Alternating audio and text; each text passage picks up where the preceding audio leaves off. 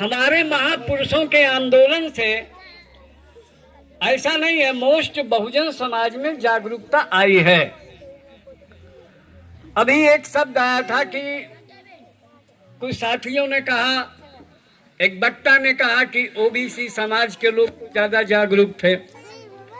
सबसे पहले सवाल यह है कि जागरूकता की परिभाषा क्या है? किसी भी व्यक्ति को या किसी भी समाज को जागरूक है कि नहीं, उसको कैसे तौला जाए?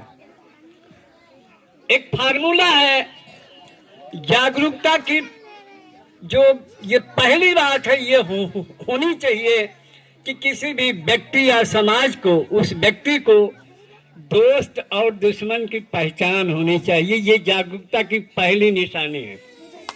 होता क्या है,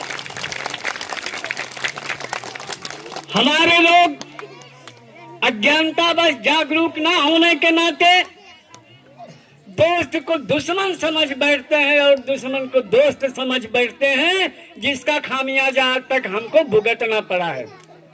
दूसरी बात है, मोस्ट समाज में ही, बहुजन समाज में ही बहुत सारे विचारक बाबा साहब के राजनीतिक जो उनका वक्तव्य था उस पर ज्यादा फोकस करते हैं। जैसे अक्सर मंचों पे ये कहा जाता है कि बाबा साहब ने कहा था कि राजनीति वो चाबी है जिससे सारी समस्याओं के दरवाजे खोले जा सकते हैं। लेकिन बाबा साहब ने एक बात और कही थी कि किसी भी समाज की राजनीति की जड़ें मजबूत तभी होती हैं, अस्थायी होती हैं, जिसकी गैर राजनीतिक जड़ें मजबूत होती हैं। तो गैर राजनीतिक जड़ें क्या है? शिक्षा और संस्कृति।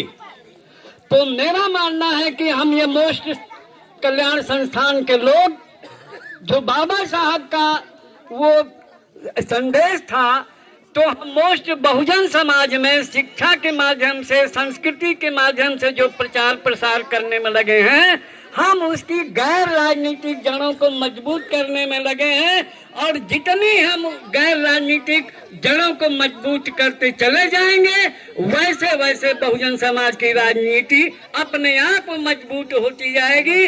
आज के अवसर पर मैं बहुत ज्यादा कुछ नहीं कहते हुए, चूंकि वो समय ज्यादा हो चुका है, मैं आप लोगों से एक यही अपील करना चाहता हूं कि इस संगठन की जो मुहिम है, इसमें आप शामिल हो, इस कारवां को आगे बढ़ाएं। अपनी बात खत्म करने के पहले एक लाइन उन लोगों के लिए भी कहना चाहता हूं कि ताकतें तुम्हारी हैं, ताकतें तुम्हारी हैं, पर खुदा हमारा है। अरे अक्स पर न इतराओ, आईना हमारा है।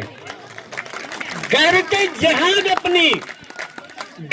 जिहाद अपनी जख्म खाके उभरेंगी, गैरते जिहाद अपनी जख्म खाके उभरेंगी। अरे पहला बार तुम कर लो, दूसरा हमारा है। धन्यवाद।